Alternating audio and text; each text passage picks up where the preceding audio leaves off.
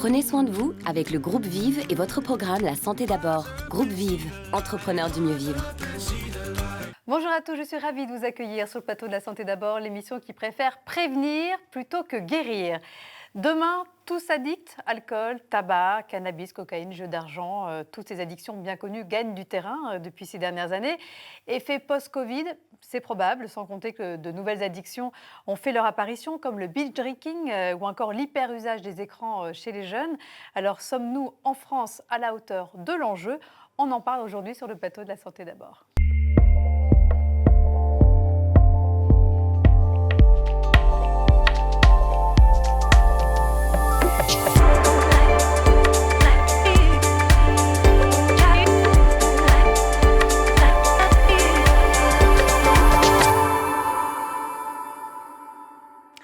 Si les addictions flambent aujourd'hui et prennent de nouvelles formes, on en connaît mieux les mécanismes, ce qui permet d'améliorer leur prise en charge et ça reste quand même une très bonne nouvelle. Encore faudrait-il que la société cesse d'enfermer les malades dans leur culpabilité et leur isolement. L'addiction est une véritable maladie qui fait chaque année des centaines de milliers de morts. Des morts qui seraient évitables si on travaillait un peu plus sur la prévention et la réduction des risques. Alors pour débattre des différents enjeux de l'addiction, j'ai le plaisir de recevoir aujourd'hui sur le plateau de La Santé d'abord le docteur Amine Mediamina. Bonjour. Bonjour. Merci d'être avec nous. Merci. Alors vous êtes chef du service de psychiatrie et d'addictologie de l'hôpital Paul Brousse à Villejuif. Et Lucienne Sultan, bonjour. Bonjour. Vous êtes praticienne en hypnothérapie et formatrice en éducation de la santé. Et vous travaillez également pour des centres de santé pour améliorer la qualité de vie au travail des personnels de ces centres de santé, c'est ça? Absolument. Merci en tout cas d'être avec nous sur le plateau de La Santé d'abord. Alors, en introduction de cette émission, nous sommes allés demander aux Français quelle était leur perception de l'addiction. Regardez.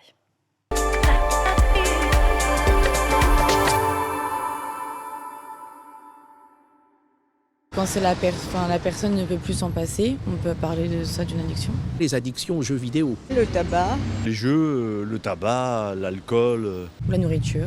Le chocolat, le sucre, et je pense même qu'il y a une forme d'addiction à un autre être humain. On peut être addict à quelqu'un d'autre. Dans les cas de l'alcool ou la drogue, ça a été traité depuis des années. Mais je sais qu'il existe maintenant des centres d'addiction justement par rapport aux jeux vidéo. Il y a des spécialistes dans les hôpitaux comme à Paul Brousse, je sais qu'il y a un service pour tout ce qui est addiction. Et puis en même temps, il faut une énorme volonté avec, je crois, parce que le traitement ne suffit pas, à mon avis.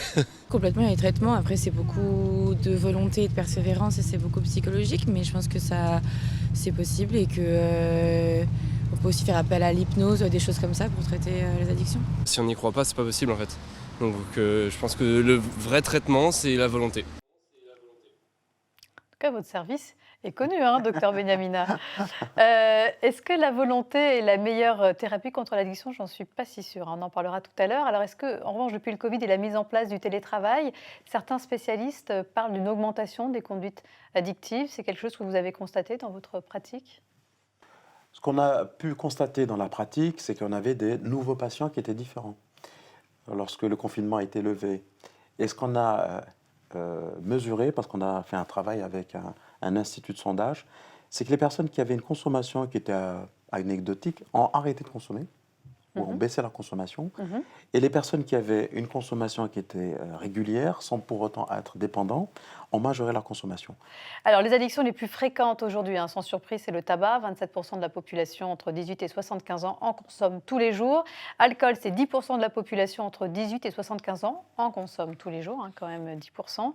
Médicaments psychotropes, c'est prescription au moins une fois par an pour 21% de la population de plus de 15 ans. Et le cannabis, c'est 11% de la population entre 18 et 64 ans qui en consomme au moins une fois par an. Alors, je le disais, ces addictions sont à l'origine de plusieurs centaines de milliers de morts chaque année. C'est une catastrophe Covid chaque 120 000 année. morts, absolument. C'est ça. 120 000 morts. Le tabac, c'est 78 000 décès par an. L'alcool, 41 000 décès. Mais en dehors des conséquences souvent dramatiques pour la santé, quelles sont les autres conséquences de l'addiction auxquelles on ne pense pas forcément, Lucienne? Bien, c'est aussi l'impact social, l'impact affectif, l'impact économique qui affecte toutes ces santé en fait. La santé, ça n'est pas que la santé physique, c'est aussi tout ce qui tourne autour de l'individu. Et c'est la perte d'emploi. La perte d'emploi, c'est la mise en danger de ses proches. Ce sont des comportements parfois même délictueux. pour se procurer l'argent nécessaire Bien sûr. pour avoir la substance désirée. Donc c'est un impact multifocal en fait. Alors, l'addict, c'est un citoyen comme les autres, avant de devenir peut-être tellement addict qu'il peut devenir un délinquant, comme vous le disiez. Mais voilà, ça peut être vous, ça peut être moi. Pourquoi certains vont avoir toute leur vie des conduites addictives et d'autres non? Est-ce qu'il existerait un gène de l'addiction Alors, le Aline? gène de l'addiction n'existe pas, mais il existe ce qu'on appelle des facteurs de prédisposition génétique et ce qu'on appelle des rencontres entre ces facteurs de prédisposition et l'environnement. Il y a aussi des éléments intéressants à avoir en tête, puisqu'on le voit dans la clinique. On a parfois des familles, bien des régions de France où on consomme un peu plus. Alors que ce sont des facteurs confondants de confusion et il y a des éléments hérités de la tradition Donc des facteurs culturels. ou des facteurs Mais culturels. si par exemple mes deux parents ou j'ai un de mes parents qui est alcoolique, est-ce que j'ai plus de risques que les autres d'être alcoolique ou pas? Il y a des risques liés à ce qu'on appelle le facteur de l'héritabilité, comme on peut le retrouver dans la dépression, dans la schizophrénie, dans l'autisme. C'est une Mais qui n'a- vulnérabilité, c'est Absolument. un terrain. C'est un, D'accord. c'est un indice que l'on calcule, mais qui n'a rien à voir avec l'héritage ou bien la génétique qu'on a avec l'hémophilie ou avec des maladies Bien sûr. dont on a Ouais. découvert le gène. Vous voyez, c'est important. Et ce qui est important à avoir aussi en tête, Véronique, c'est que c'est une interaction entre ces facteurs génétiques et l'environnement. Mhm. Et donc, il y a un élément qui est devenu fantastique en matière de compréhension des addictions, ce qu'on appelle l'épigénétique. En gros, ce qui n'est pas du gène, mais qui vient un tout petit peu marquer l'évolution dans les premières années de la vie. Et ça, c'est nouveau. Si on vous fait boire un petit peu d'alcool dès votre plus jeune âge, qu'on met un petit peu de Canva dans le biberon, vous avez plus de chances que les autres d'être Absolument. Ou alors, si vous êtes victime d'une maltraitance, ça c'est important. alcoolique. Ouais. Si vous êtes victime d'une atteinte dans votre intégrité, et on le voit beaucoup chez certaines femmes, plus que chez les hommes, les maltraitances sexuelles sont souvent des choses que l'on recherche. C'est une femme qui a un problème d'alcool, et on retrouve des éléments de cette nature. D'accord. Qu'est-ce qui se passe au niveau du cerveau en cas d'addiction? Quels sont les mécanismes physiopathologiques qui sont aujourd'hui connus?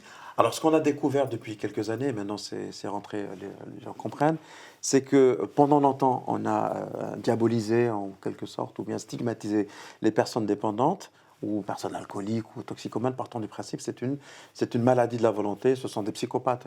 En gros, ce sont des perturbateurs du lien social. Et de fil en aiguille, pour des personnes qui consomment de la même manière, certaines deviennent dépendantes ou addictes parce qu'elles ont une sensibilité quelque part au niveau d'un système qu'on a découvert. Ce sont des zones anatomiques qu'on appelle le système de récompense. Et un comportement ou la prise d'un produit va venir stimuler ce système. Bon, certains arrêtent pour des raisons qui leur appartiennent, d'autres continuent parce que ce système vient perturber, vient créer des biais. Et il y a une forme d'équilibre qui s'opère en prenant le produit parce que ça vient stimuler et produire ce qu'on appelle de la dopamine. Et puis, le fonctionnement normal de ces personnes a intégré la consommation du produit pour maintenir ce système.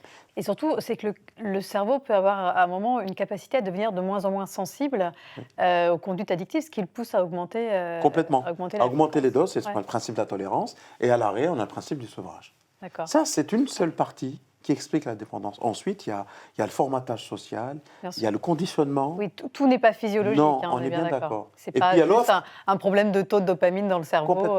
D'accord. Il y a l'offre sociale. En France, on a une offre pléthorique pour l'alcool. On a plus de chances d'éviter l'alcool si on a ce type de vulnérabilité. C'est le terme, de vulnérabilité. Alors que si vous allez dans un pays ou dans une région du monde où on ne consomme pas, ben, vous pouvez toujours avoir cette vulnérabilité. Vous ne croiserez jamais votre bourreau, en quelque Bien sûr. sorte. Quelles sont les drogues qui rendent le plus dépendant? Ben, moi, j'ai toujours dit le tabac. Ouais. Comparé à l'héroïne, je ne sais pas ce que pense. Moi, je pense que l'alcool, c'est vraiment Aussi. une drogue dure. Drogue dure, Ouais. tout à fait. Le cannabis? Un peu moins? Un peu moins. Alors, la gravité ou bien la dangerosité, c'est le terme d'un produit, ce n'est pas forcément ce qui rend dépendant. Ce sont les dommages associés. Vous avez des produits qui rendent extrêmement dépendants, qui tuent moins. L'héroïne tue moins que l'alcool en France. Ça tue moins que le tabac. Mais le tabac et l'alcool, ce sont des produits qui ne sont pas illicites. Ils sont encadrés, mais pas illicites. Vous voyez, c'est toujours ça qu'il faut avoir en exergue. À quel moment peut-on savoir si on souffre d'une réelle addiction? Bien quand notre vie dépend de la substance, c'est-à-dire qu'on est toujours dans la recherche de se procurer ce... Donc c'est pas une question de quantité Non. d'alcool par C'est jour, vraiment- de c'est quantité de cigarettes par jour. C'est comment? l'idée de ce qu'on appelle le craving. Oui, en fait, absolument. C'est cette envie irrépressible, absolue, que rien ne vient calmer.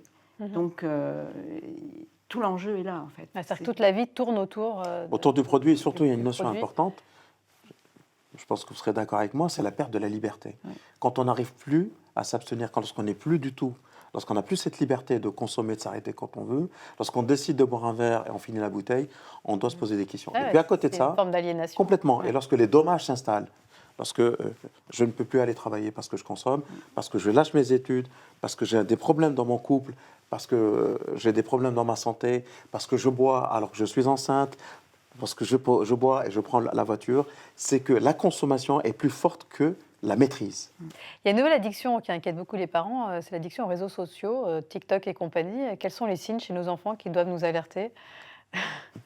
Lucienne. Et chez nous aussi, les parents, c'est la première chose qu'on fait le matin, c'est d'aller sur les réseaux sociaux, c'est qu'il y a peut-être un petit problème. Mais bon, on ne peut pas les empêcher non plus d'aller sur ces réseaux sociaux, ça fait partie de leur vie aujourd'hui. Je crois que ce qui doit nous alerter, c'est l'isolement. C'est L'isolement, lorsqu'il n'y a alors, plus c'est important. que ça. Et puis derrière, parfois, on ne l'a peut-être pas encore dit, il faut être très vigilant sur ce qu'on appelle les comorbidités psychiatriques. Un adolescent qui est derrière, sur les réseaux sociaux, dans les écrans, et qui s'isole et qui ne va pas bien, et on ne s'en rend pas compte, il faut aller explorer s'il n'y a pas une pathologie psychiatrique qui commence à émerger. Ça aussi, c'est important. D'accord, c'est un signe d'alerte. Ouais. Parlons également du cas particulier de l'alcool. 23,6% des Français de 18 à 75 ans ont une consommation d'alcool dangereuse pour la santé. Bon, c'est vrai qu'on boit un peu moins qu'il y a quelques années. C'est plutôt la bonne nouvelle. Je crois que c'est 11,7 litres d'alcool par Français chaque année. Oui. Aujourd'hui, c'est quand même moins que dans les années Oui. 70, où c'était... Une trentaine de litres dans les années 60. Une trentaine de litres. De litres d'alcool pur. Hein. Voilà. Mais il y a quand même un quart des Français qui boivent encore trop d'alcool aujourd'hui. Et cette consommation excessive touche surtout des nouvelles populations comme les femmes et les jeunes. Et ça, c'est un phénomène assez nouveau. C'est un phénomène assez nouveau. Et je vais rajouter un chiffre dans ce que vous venez de dire, Véronique. Vous avez 60% de la production de l'alcool en France qui circule, production ou bien, est consommée par 10% des Français. En gros, les producteurs d'alcool font leur chiffre d'affaires sur des malades. Ça pose question aussi. Vous voyez, ça, c'est très important à avoir ça en tête. Ouais, surtout en France, alors qu'en France, c'est vrai, le Clairement. pays, la tradition. C'est tout ça le problème. Donc on a quand même, tout à fait, on a un vrai problème, même si on a baissé, et puis c'est une baisse qui est planétaire. On est passé, comme vous l'avez très bien dit, dans les années 50-60, à une consommation importante d'alcool pur par habitant et par an, à 10,3 à peu près par habitant et par an, mais on reste en tête de gondole au niveau des pays de l'OCDE. Ouais. Ça pose problème. Ouais. Et pourquoi les femmes sont plus touchées aujourd'hui? Charge mentale plus importante? Non, touchées sur la consommation. Oui, pourquoi est-ce qu'elles boivent plus qu'avant? C'est parce qu'on les cible.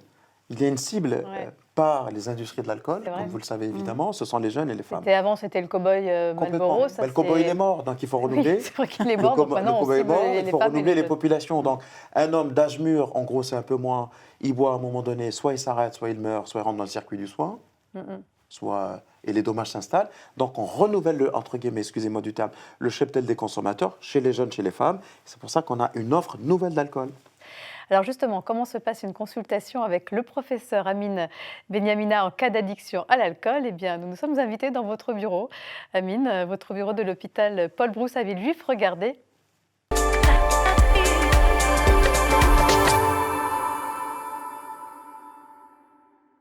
Je reste à 2 verres par jour. J'ai du mal à descendre en dessous. Vous avez fait essayer et vous avez rebu, ou bien vous vous êtes projeté dans votre tête avec l'impossibilité? Qu'est-ce qui s'est passé? Je ne sais pas, non, c'est pas que je projette l'impossibilité, mais c'est le soir, j'ai du mal le soir. C'est un rituel, c'est quoi? Peut-être. Ça s'impose à vous, c'est comment? Peut-être c'est un rituel que j'arrive pas à casser, on en avait déjà parlé. Oui. L'addiction, c'est déjà une maladie installée, que quel que soit le produit, c'est une perte de sa capacité à s'abstenir. Et donc à ce moment-là, on peut intervenir pour d'abord redonner quelques éléments d'orientation et en même temps éviter que ce comportement s'installe et entraîne une dépendance qui pour le coup est devenue une maladie grave. Une maladie pour laquelle le produit est au centre de la vie de la personne et est à l'origine de dégâts, des dégâts dans tous les domaines. Il faut vous trouver quelque chose dans votre environnement personnel qui peut être facile à faire ou facile tous les soirs est agréable et qui a une force symbolique pour vous suffisamment forte pour vous faire oublier l'envie de boire. Alors justement, parlons prise en charge. Dans le cadre de l'alcool, il y a très peu de médicaments qui existent aujourd'hui. Et comme on a pu le voir dans le sujet, ce que vous proposez à vos patients, ce sont surtout des thérapies cognitives et comportementales, les TTC. Enfin, c'est dans l'autre ordre, thérapies dites comportementales et cognitives. Alors, en quoi consistent précisément ces thérapies ? On se donne un objectif et c'est un contrat qu'on établit avec les patients et les patients l'établissent avec nous surtout. Et puis on se donne un objectif de baisse de la consommation d'un produit précisément, si c'est de l'alcool. Et voilà. Et ensuite, on fait ce qu'on appelle du monitorage des consommations et des comportements. Et on se donne des objectifs et on avance. Et on donne des scénarios en cas d'invitation, en cas de déplacement. On collecte un certain nombre d'informations et on avance. Et vous, c'est ce que vous faites aussi, Lucienne ? S'agissant de l'hypnose, en fait, on va mettre un focus différent. C'est-à-dire que ça permet de revisiter l'addiction sous le prisme de l'inconscient, qui est peu ou prou la partie la plus bienveillante de soi-même, qui va donner un éclairage nouveau et permettre une forme de recadrage en allant chercher une source inconsciente, émotionnelle du trouble. Les patients disent, en fait, majoritairement, c'est plus fort que moi. Et on va interroger cette force, ou la vulnérabilité, ou ce que la substance est en capacité de nous donner comme plaisir, ou comme possibilité. Un timide qui boit de l'alcool, il est désinhibé, c'est un très bon anxiolytique, il n'a que des avantages. Donc en état d'hypnose, on va le pousser à aller revisiter ce scénario de vie dans son extrême, dans la version paroxystique de l'addiction. Et ensuite, l'inconscient peut conduire aussi vers une autre voie, qui est la voie de la libération, d'une liberté retrouvée, dans les détails d'une vie. Et le recadrage se fait tout seul. D'accord, donc c'est pas de la magie, il n'y a rien de miraculeux, c'est vraiment un outil médical qui a largement fait ses preuves. Absolument. Alors justement, je vous propose d'aller voir comment fonctionne une séance d'hypnose, qu'est-ce qu'elle peut apporter aux patients. Nous avons assisté justement à une de vos consultations dans le cadre d'une addiction dont nous n'avons pas encore parlé, l'addiction au sucre. Regardez.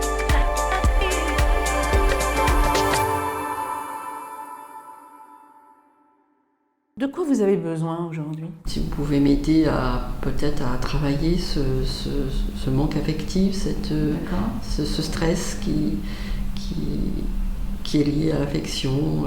Vous allez demander de l'aide à la partie la plus bienveillante de vous-même, c'est-à-dire votre inconscient, exactement comme on l'a fait la dernière fois. Alors que faudrait-il faire à présent avec ce petit oiseau doux pour que ce soit bien pour vous ? Qu'est-ce qui l'empêchait de s'envoler jusqu'à aujourd'hui, José ? C'était trop lourd. C'était trop lourd. Et à présent, c'est comment ? Plus léger. Plus léger. C'est bon, ça ? Oui. Oui. L'hypnose, ça me permet de mettre une distance par rapport aux aliments sucrés où j'ai une compulsion. Donc là, j'ai toujours une compulsion, mais j'y vais ou j'y vais pas. Parce que je me dis, bon, t'en as besoin, t'en as pas besoin, qu'est-ce que t'as besoin à ce moment-là ? Et quand j'ai ce dialogue intérieur, à ce moment-là, je peux contrôler si je prends ou non cet aliment sucré. Alors ce qu'il faut savoir, c'est que l'hypnose, c'est pas un remède miracle. Il y a d'abord une nécessité de démarche, d'avoir besoin de se défaire de cette addiction. C'est important d'avoir une prise en charge globale, de ne pas s'arrêter qu'à une seule spécialité qu'est l'hypnose, mais aussi d'y adjoindre d'autres choses. Lucienne, quels sont les taux de réussite de l'hypnose médicale dans le cas d'une addiction au sucre ? Alors moi, j'ai une prise en charge globale, donc je ne peux pas dire que l'hypnose, de manière isolée, ait un résultat particulier dans ma pratique, puisque j'y adjoins aussi de l'éducation en santé. Je peux dire que 8 patients sur 10 sont libérés dans un délai relativement court, qui est de l'ordre de 5 séances en moyenne. D'accord, et ça fonctionne sur du long terme aussi ? Et ça fonctionne sur du long terme parce qu'il y a de l'éducation en santé, de l'éducation thérapeutique. J'apprends aux patients à aussi après connaître les aliments qui vont apporter du sucre, parce que souvent la consultation sur l'addiction au sucre, elle est motivée par le surpoids ou une obésité. Il faut savoir que 25% des femmes obèses ont une addiction au sucre. D'accord. Est-ce qu'il y a des addictions qui fonctionnent mieux pour l'hypnose, qui répondent mieux à l'hypnose, ou on peut vraiment traiter toutes les formes d'addiction? On peut traiter toutes les formes d'addiction.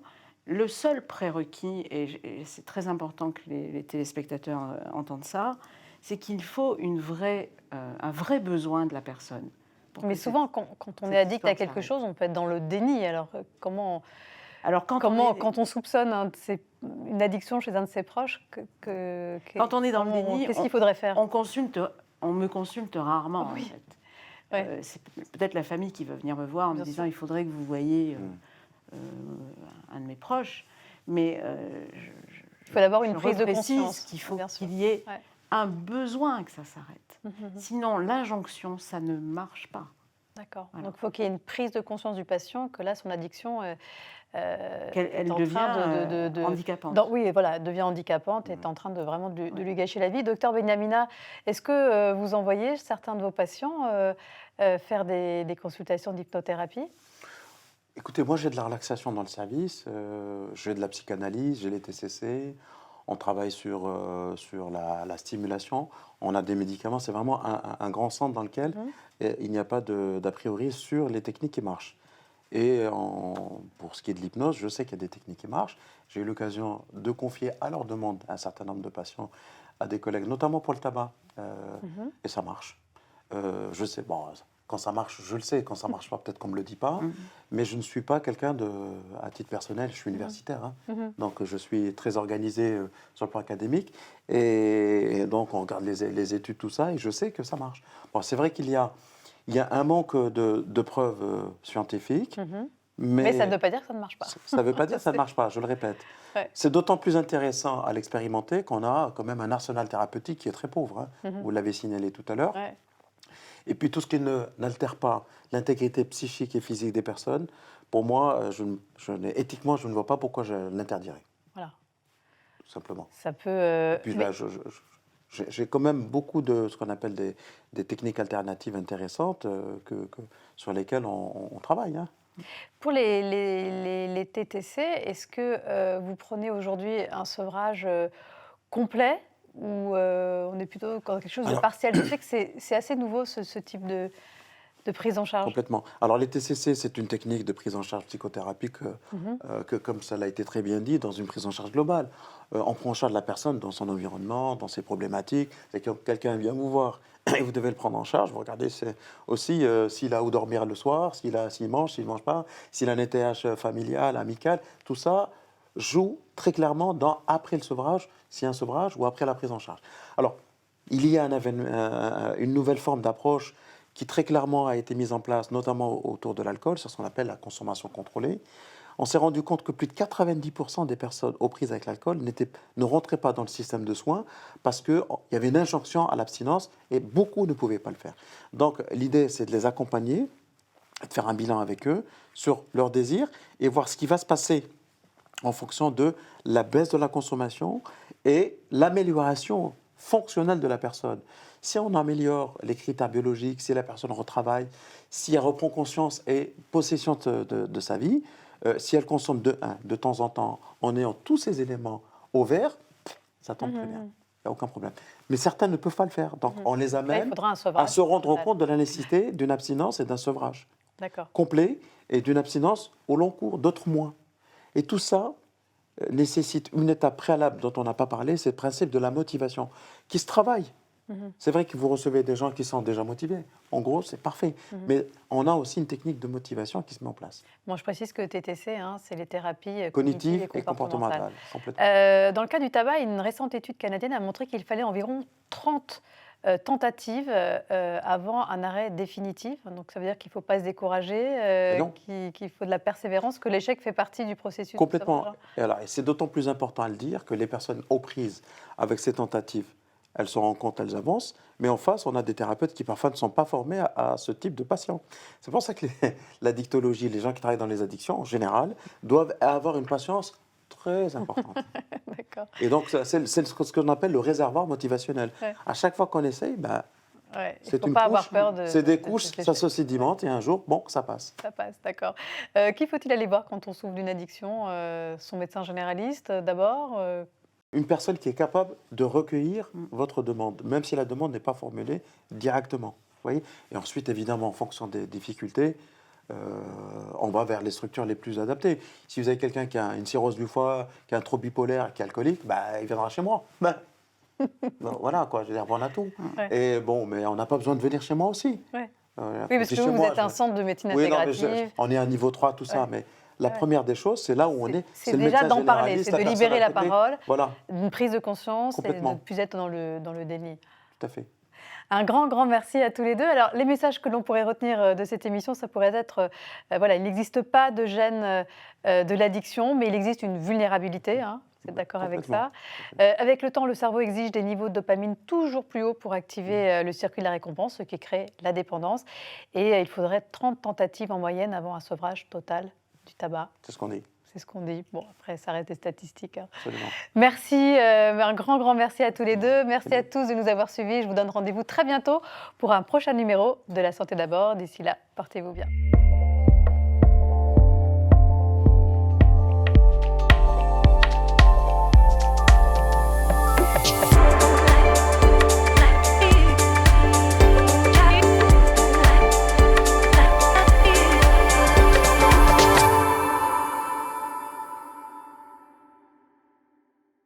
Le groupe Vive vous a présenté La Santé d'abord, le programme qui prend soin de vous. Groupe Vive, entrepreneurs du mieux vivre.